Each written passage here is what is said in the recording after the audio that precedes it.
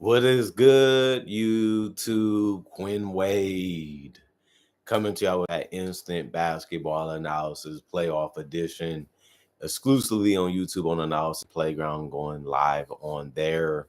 And we're going to talk about how the New York Knicks was down by 20, but they kept playing defense, kept believing in themselves, kept playing together, and was able to figure out a recipe and a formula to be able to get back in the game, was successfully be able to win the game. And they didn't have to do too much different. They just had to go out there and compete harder and execute better and push themselves a little harder. And the Pacers did that this entire series. I'm not really surprised that they came out strong and played real well in this game, because the Pacers have been outplaying the Knicks even in this game, but the Knicks was able to get some things to go their way, and they was able to continue to push and force things to go their way even defensively. And that's the type of game that they needed to have to be able to win against the Pacers. Even though people are going to say they should have won game one, it still was their fault why they lost it. But I would say this was an impressive win for the Knicks. And now they have the ability to possibly win another game to make this a 6-game series. I had Pacers in 6 anyway, so I'm not really surprised that the Knicks been trouble for them. I'm not surprised that the Knicks won a game. I'm not surprised that these games have been close in this series, really. Um, so it's going to be a good one. But the Knicks, for people that don't know, won the game 106-100. The first quarter was won by Indiana, actually, where they won it 30-26, and they also won the second quarter 28-19, taking control of the first half. But the Knicks, they ended up finding some things that worked out for them, and they competed at a higher level, and they used a little bit of pride in their game too. And next thing you know, that second half, they won the third quarter 25-22. And then the most important quarter, they made a great run, and Towns really helped them. Brunson really helped. Of course, the defense of OG and McHale helped. And they won the fourth quarter 36-20. That was a huge, big run, but they was down by so much that they only really won by 6 points, showing you that Indiana is just that tough to beat. And that's why I have them going to the NBA Finals. But let's give Knicks their credit. Mikal Bridges played 37 minutes, which was tied for the most for the Knicks. He was 6 of 18 from the field, 1 of 6 from 3, 2 of 2 from the free throw line. Not the greatest game from him offensively, but he did get 2 offensive rebounds, assists, and 2 steals with 1 turnover and 2 personal fouls. He was a +2 and plus minus. He played an okay game, but that's why you rely on your stars. That's why you rely on your all NBA players. Congrats to Towns and Jalen Brunson for being all-stars and all NBA players. And they're one of the biggest reasons why the Knicks are in this position. But Mikal, they asked him to do a lot. They've been leaning on him, and they want to see him be a guy that's a reliable scorer for them. Still got in double figures, still got over, he got 15 points, so it wasn't a bad game. It just, you want to see him be a little bit more efficient in the shots that he take and makes, and you don't want to see him miss that much. So we'll see what he does in this game, because OG Anunoby played 37 minutes too, which is tied with Mikal for the most for the Knicks. He was 6 of 9 from the field, 4 of 6 from 3, but he went 0 of 2 from the free throw line. He actually ended up finishing with 16 because of his efficiency and his 3-point shooting, which Mikal didn't shoot great from 3 tonight, but OG was able to do that. That's why he was able to outscore him. But he did have 2 rebounds, 2 assists, and a steal. But he had 3 blocks, which was very great to see. And he also only had 3 personal fouls in 37 minutes. That's great. Also, Mikal only had 2. So that is impressive, because they are the primary defenders. And that is something tough to do when a great scorer continues to come at you or continues to try to play mind games with you. It can lead to foul trouble, but neither one of those guys really got into it, in my personal opinion. But he had 16 points. He was a +1 and plus minus. Towns came alive, and they needed him. He hasn't been bad in this series, but they need him to continue to play at an all NBA All-Star level for them to be able to come back, tie it, or even win it. And he played 33 minutes. He was 8 of 17 from the field, 3 of 7 from 3. He went 5 of 6 from the free throw line, made some clutch ones in the fourth quarter also, and made some big power plays too, as he known for being able to do. And he did them at the right time. The problem with them was that he had 5 personal fouls and 6 turnovers. That's just way too generous of some things that he was able to do. And he, like I said, defensively, he has been really bad sometimes, or just average. And the turnovers is just by him trying to do too much instead of doing something simple. And you can get in your own head sometimes. But he had 24 points and 15 rebounds, a huge double double. One of his rebounds was offensive. He also had an assist, and he was a +6 and plus minus. And they needed scoring, they needed spacing. So he got to stay aggressive. He got to have an attack mentality if this team is going to go to the NBA Finals and beat a tough team like the Pacers. And then Mitchell Robinson, they put Josh Hart butt on the bench and they went big. And it ended up working out this game. It was a good adjustment. 29 minutes, he was 3 or 4 from the field, some good dunks, good finishes. No free throws needed tonight to score his 6 points, but he only had 6 rebounds and 3 almost offensive. But he did get an assist, a steal, a block. He only had 1 turnover. And he ended up only getting 3 personal fouls, and he was a +1 and plus minus. He did what they wanted him to do, and that's why they just wanted to have a little bit more strength, a little bit more force, in that paint, and just give the Pacers a different look. And like I said, they did lose that first quarter. They did lose that second quarter, but the game is not finished until the end of the fourth. And it ended up being a decent adjustment. Jalen Brunson, 31 minutes played for him. He was 6 of 18 from the field, but he went 1 of 5 from three. The perfect part about this game is that he went 10 of 10 from the free throw line, and he hit big free throws and shots and made good plays. Um, in the fourth quarter, and that's where it matters the most. And that's how they was able to seal this game off because their offense was really thriving. 23 points for him. He was a -6 and plus minus. He did also get in foul trouble throughout the entire game, but he finished with 5, so he didn't foul out. He did have 3 turnovers also with an assist. He only had 2 rebounds. So not really a game where he did a lot of things. He just tried to find a way to be aggressive, trying to put the ball in the basket and put a lot of pressure on the defense to make mistakes or make decisions. And that's all your point guard usually does. But he's just really good at scoring the basketball and just causing chaos. Miles McBride was solid, 2 of 6 from the field, 15 minutes, 1 of 4 from three. He was 4 of 4 from the free throw line. He did have 1 steal, 1 turnover, 3 personal fouls. He is a +7 and plus minus, and he ended up having 9 points. So that's good to see. He had the most points off the bench tonight. Josh Hart does what he does, come in and play with activity, effort, energy, and he's a fighter, and he's one of the best players that you can have when it comes to competing because that's all his bloodline is about. 34 minutes for him. He was 1 of 3 from the field, 0 of 2 from three, but he went 6 of 6 from the free throw line. So he finished with 8 points. The best part of his game is that he came off the bench and got 10 rebounds, with 3 of them being offensive, and he was able to push the pace and find guys throughout the game with his 4 assists. He had a steal, a turnover, but he did get 4 personal fouls. But he was a +5, plus minus. Just a great game from him. Like I said, Josh Hart, you don't know how many shots he's going to take. You don't know how many shots he's going to make every game because sometimes he's looking for it, sometimes he don't. Sometimes he want to score, sometimes he's going to turn it down. It's just his game and how he plays the game, but it fits with what the New York Knicks need, and he does so many extra things that it helps out anyway, and it ends up balancing out that way usually because of his impact on other things in the game. DeLon Wright did get a bucket. I knew he would play in this series. He played 13 minutes and he only made a shot, so he was 2 of 2. I mean, he only had 2 points because he was 1 of 1 from the field. He did have 1 assist and a steal. He was a +2 and plus minus. And then Landry Shamet played 11 minutes. He was 1 of 2 from the field. It was a 3 that he shot and missed. So he finished 1 of 2 from 3. That was only field goals. He did have 2 assists and a turnover. He was a +12 and plus minus. He finished with 3 points. The rest of the guys didn't even get on the court, although they was healthy because the coaches made that decision. 34 of 78, 43% from the field, 11 of 32, 34% from three, 27 of 30, 90% from the free throw line. Like I said, they needed to shoot better from the free throw line.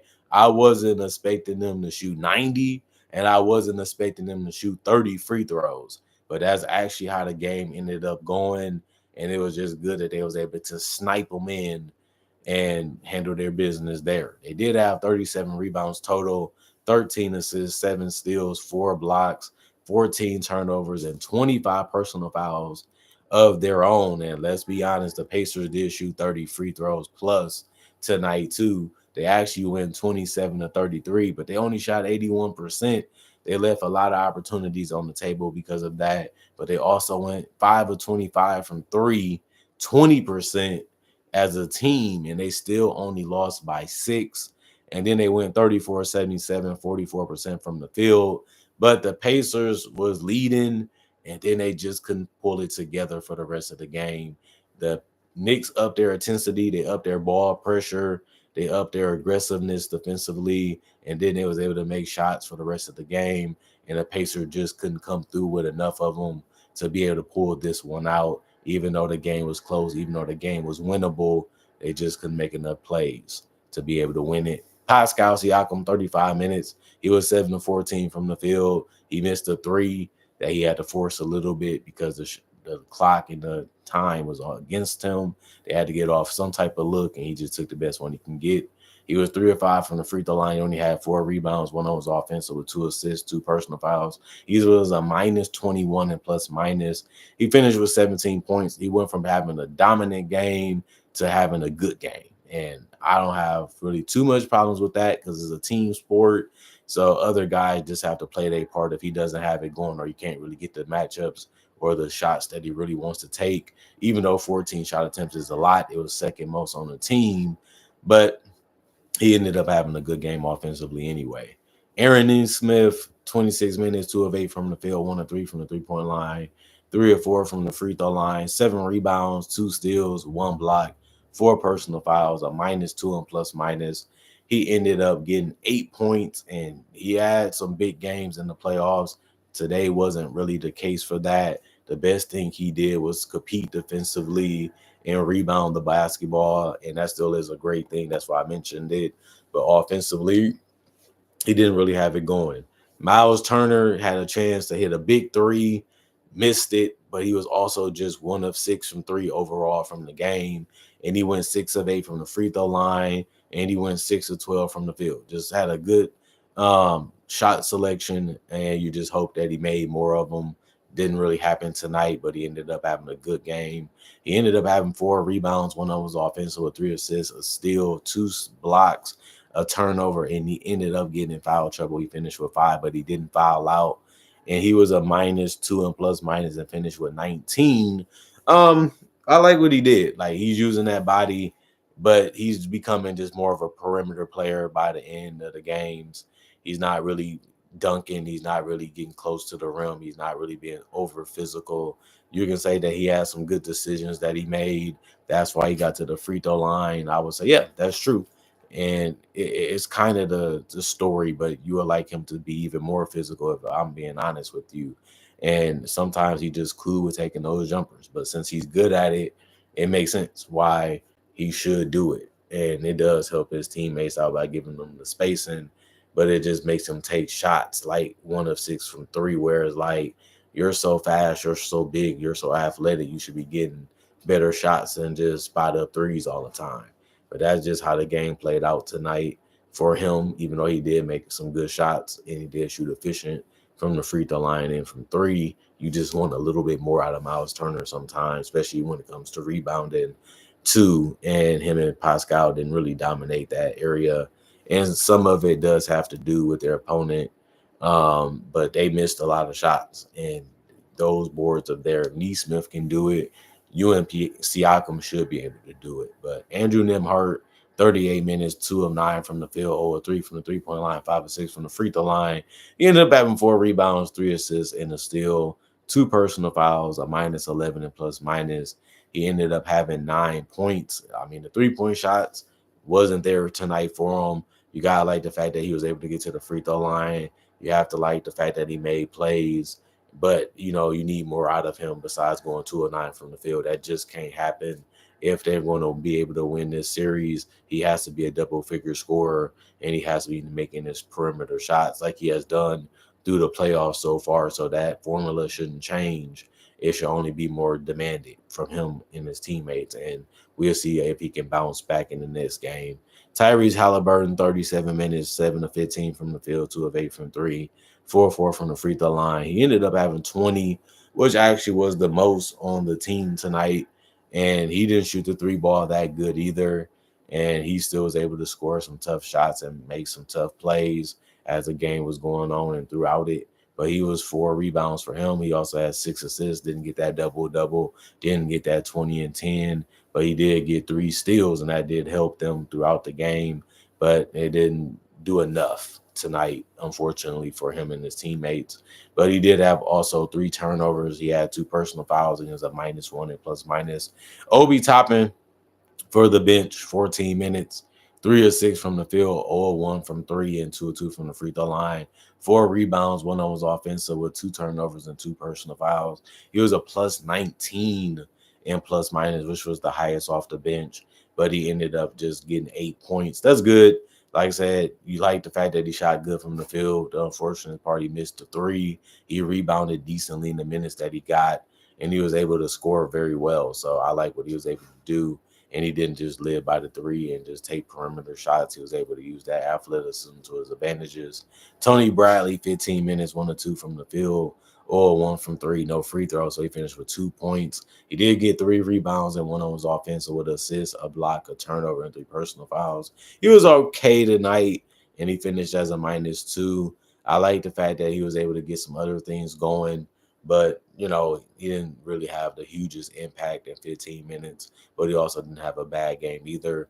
TJ McConnell was great. 5 of 9 from the field, just kept finding ways to get to the middle of the court and just find a way to rise above those things or just drive real well. And this was just high percentage shot selection from him, and he was able to have an efficient night tonight offensively. He also was 0-1 from three and 2-2 from the free throw line, so he finished with double figures, which was 12 points. He was actually the only guy to get in double figures in any statistical category off the bench tonight for the Indiana Pacers. He had 3 rebounds, 2 of them was offensive with 3 assists, 2 turnovers, 1 personal foul. He was a -6 and plus minus, and it was just a good game from him. And I just love what I seen out of him. And he was even able to find his teammates throughout the game. And he didn't really have any really bad things that he did tonight, but they still gave him a -6. Benedict Mathurin hasn't had a great game yet in this series or really throughout the playoffs, really. But he had 8 minutes played. He was 0-1 from the field. He did score, though, because he went 2 of 2 from the free throw line. No threes tonight. Finished with 2 points, 2 assists, 2 rebounds, 1 turnover, 1 personal foul. He was a -5 and plus minus. Unleash the real Benedict Mathurin in this series. Let him have a 20-point game, 25-point game, a 15 or 16-point game before the series is over. But Rick Carlisle playing it safe. I'm going to go with the guys that's going to execute. I'm going to go with the guys that makes the right decisions for the most part. And I'm going to go with the guys that aren't really in it to put numbers on the board. And you can say Benedict Mathurin is one of those players when he come in, he's looking to take over the game. He's looking to be a big part of what they're doing. And it's like we already got everything figured out. Everything's working. So we don't really need to use you as much. And that's what I'm looking at this series and saying, man, Benedict hasn't really done much and hasn't really had an impact in this series just yet. And he might not because of how well the starters have been playing and some of the guys off the benches ahead of him, and they have been playing better also. Ben Shepherd, 101 from three. That gave him 3 points. That was the only field goal that he took, and he made it. 3 rebounds, 2 steals, 2 turnovers. He did also get in foul trouble with 5 personal fouls. He was a +1 and plus minus. When you have the roster that these teams have, you're going to try to find a way to push and knock and get guys off balance, get guys uncomfortable, get in guys' head. And that's kind of what you have to do if you want to be a defender in the modern NBA, is try to send messages and try to make guys do more than what they really want to do to get the shots that they want to take. And I think both of these teams did a good job of that tonight, but the Knicks just did just a little bit better, and that was a big difference, especially in the fourth quarter. Other than that, 34-77, like I said, 44% from the field, 5 of 25, 20% from three, 27 to 33, 81% from the free throw line. They did win the rebound battle because they had 38. They won the assist battle because they had 20. They won the steals battle because they had 9. They also tied them with forced blocks. They also had less turnovers with 12, but they did commit more personal fouls with 27, although they shot more free throws. You would think that the Indiana Pacers should have won this game. You would have thought that they did enough to get it done. When you look at the box score, you look at the sheet, like, man, the Pacers won this, they won this, they won this, they won this, and they starters didn't have a bad game, really. And then you realize it just was the things they did wrong at the wrong times and the wrong possessions that they was having, especially in that fourth quarter, where the Knicks was able to build up, build up, build up, build up, and then they was able to just be confident throughout the rest of the game to make the right shots and make the right plays, and then they was able to just cruise to the victory because it just felt like they was getting whatever they want. They was doing what they really wanted to do, and the Pacers just couldn't stop them enough, and they just couldn't make enough plays to put the ball in the basket enough. And next thing you know, they're trailing, they're losing, then it's game. It just happened like that. Like it was just so fast how they went up from being up by 20 to they literally was up, and then they just lost the lead and never was really able to get it back. And then they were just fighting to be able to get the lead, and they was able to get it back. Then they was able to just lose the game from there on. And it's just sad that the Pacers just couldn't pull it through. Yeah, and we got to give, like Marcus Orr just said, you got to give credit to the Knicks for staying in it and competing. Like I said, you down by 20, you could have just quit. You could have just gave up. You could have just said, we can go to the next game and play better. But they came out in that second half and just played a better brand of basketball. They was tougher. They was more physical. They got up into guys. They wanted those guys to work for everything they had, even if it was fouling them too. And the Knicks just they up the physicality, they up their play, and this is what they should have been doing. They have a relaxed, comfortable way of playing. Sometimes the Knicks do, and that's why the Pacers been getting them. They just feel like we're going to do what we want to do. We're going to execute what we want to execute, and we're going to get it done. And sometimes the interruptions, sometimes the length and the speed and the quickness of the Pacers can be troubling for them. And if Brunson ain't scoring a lot, they kind of just get a little stagnated, and then they just chucking up threes or chucking up mid ranges that really don't look good. And now we're starting to see guys do a little bit more, and Towns really did a good job of stepping up at the right time and helping Brunson out. And then the other guys just made good plays throughout the game that mattered, especially the rebounding by Josh Hart to close out those possessions and just sacrificing his body. That's why I picked Josh Hart to be Hustle Player of the Year, because games like this where you come off the bench and get 10 boards, and it's all because you wanted it more than your opponent. And that is something that comes with hustle, especially when you look at the fact that he is a solid defender and he's willing to collapse and fall on the ground and do whatever it takes to get that rebound or steals or blocks, or just to be able to find his teammates just by speeding up the court and just making the right pass at the right time and allowing them to get easy shots. But we do got to give Knicks their credit. They really did play a great game. They really did play a smart game, and it was just about ending it. Can you just finish the game that you was able to get back into and win it? And like I said, you can kind of say the Pacers choked because they was up by 20 and everything looked like it was going their way. And even when the fourth quarter, like I said, they did get the lead back, but wasn't able to keep it, and they ended up just blowing this one. They should be up 3-0 right now, and they're going to scratch their head and say, man, what went wrong in that one? And the coach is going to be like, Rick Carlisle going to feel like, let's watch a lot of film, because this game was going in our way. We was winning it the right way. We had everything figured out. We had everything going our way, and we just could never put it all together again when it mattered the most. And that's why we lost this game. That's how I look at it, because I'm the fan, but he's going to feel the same way because a lot of that stuff shouldn't have happened the way that it ended up happening. And like we always say, if you blow a lead, especially a big lead like that, it's mainly because of you. You help the team get back in it. You help the team by giving them other rebounds, giving them transition opportunities, giving them more possessions, and giving them more chances to beat you. The Knicks didn't play a great game. Like the numbers show that, but it was just good enough. And if you do that, now you just feel like I can do that again. And then the series just resets because it'd be 2-2. And that's the way they gotta look at it. Y'all beat us 2 times at our place. We gotta beat y'all 2 times in our place. Then it's just best of 5.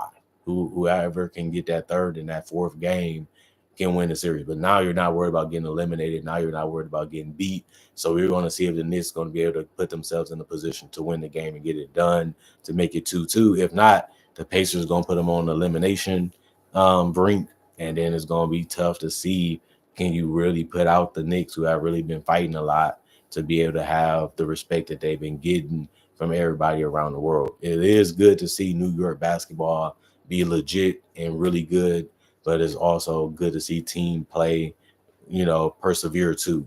So I think Indiana's been getting good looks, good shots. They've been playing good defense. And this was a game that they had right in their bag, and they found a way to drop it all on the floor. And a lot of that stuff just became worthless because of that. And it happens that way. Like I said, the Knicks did it in game 1. The Pacers did it in game 3. Now we're going to see what happens in game 4. And I'll be back to give y'all more analysis because that's what I do. So don't forget to comment, like, subscribe, share, and hit the notification bell for more analysis. And also, I do conversation videos just like this and various NBA-only topics. I also do breakdowns with real footage of legends, current legends, rookies, and also future stars. I also do mock draft and draft coverage, so you love that type of stuff. This is the channel for you. I promise you. Plus, I got over 3,000 plus videos that's already on my channel that you can watch and enjoy. Plus, I upload basically every single day that I'm living, so you always got something to watch and something to be entertained by, because this is what I do basically for a living. Other than that, thank y'all for watching. Thank y'all for enjoying the content. Thank y'all for checking it out. Thank y'all for appreciating the content for what it is. And I really love y'all for that. And it's real fun to be able to make content for people that want to see it. And that's a 50-50 reason of why this channel is still around, because y'all love hearing what I got to say. Y'all love what I make, and y'all continue to watch. And that's why this channel continues to go on, because I've been doing it for 12 plus years. So let's continue that to the best of our ability and have fun doing it. And like I said, we've been doing great these first 5 months. So let's do that in the 6th month, and let's do it for the rest of the year. I need you guys to continue to support this channel, continue to watch as much as you can, so this channel can continue to stay thriving and continue to be one of the biggest channels, especially for NBA content on YouTube and in the world in general. YouTube helped me become global. YouTube helped me become popular. It gave me the platform to showcase my talent and showcase what I love doing. And that's how y'all was able to find it and enjoy it. And I love you guys for that. Other than that, I hope you guys enjoyed y'all weekend. The weekdays are back as fast as that can be. Hopefully y'all ready for the grind. Hopefully y'all got some leisure, some fun, and some rest. And hopefully you guys are setting more goals so y'all can have something to look forward to and having something that y'all want to achieve. Other than that, I'm going for now. Y'all stay blessed up. Peace out. Y'all will see me hopefully tomorrow. I'm going for now.